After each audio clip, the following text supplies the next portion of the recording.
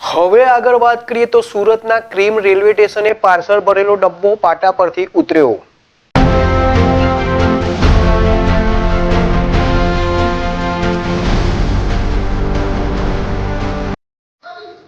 સુરત પાસે સૌરાષ્ટ્ર એક્સપ્રેસના 4 ડબ્બા પાટા પરથી નીચે ઉતર્યા, કોઈ જાનહાનિ નહીં।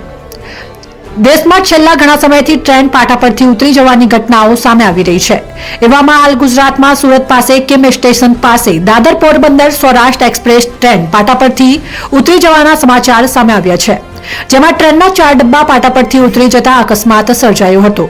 મળતી માહિતી મુજબ આ અકસ્માતમાં કોઈ જાનહાનિ સર્જાઈ નથી। નોંધનીય છે કે ગત મહિને પશ્ચિમ બંગાળ અને છત્તીસગઢમાંથી પણ આવી જ ઘટના સામે આવી હતી।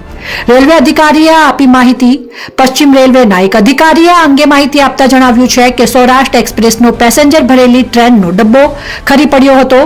એન્જિન પછીનો પાર્સલનો ડબ્બો પાટા પરથી નીચે ઉતર્યો છે। જો કે ટ્રેનની સ્પીડ એકદમ ઓછી હોવાને કારણે મોટી દુર્ઘટના ટળી ગઈ છે। ગત મહિને પણ સર્જાયો હતો અકસ્માત।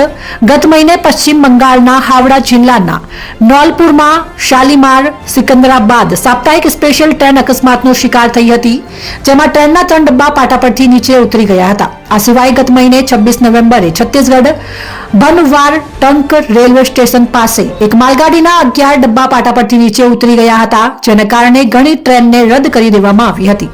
વળી 9 ટ્રેનનો રૂટ બદલવામાં આવ્યો હતો।